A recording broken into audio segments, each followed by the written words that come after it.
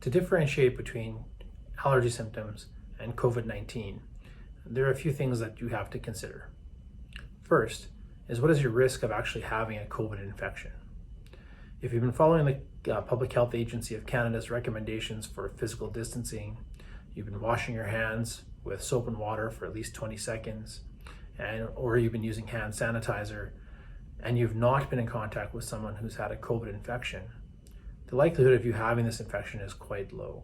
So that's the first thing to consider. Are you at risk of having a COVID infection? The second thing to consider is, what is your allergy history?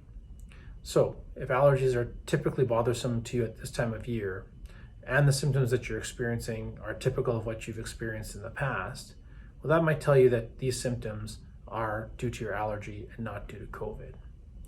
There are some features that are more specific to COVID than your allergies.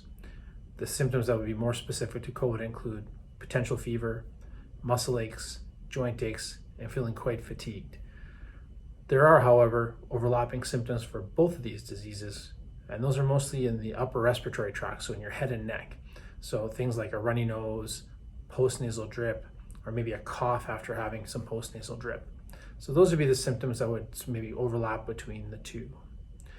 The third thing to consider is, what are you doing to address these symptoms? So if you have allergy and perhaps you've used allergy medications in the past and your symptoms have responded to these allergy medications, try that again and see if those symptoms do respond in the way that they have in the past. So your history of allergy, what your symptoms have been in the past, and what your response to treatment really will help guide you in this. But at the end of the day, it can be very complicated and it can be very challenging to sort of differentiate between the two.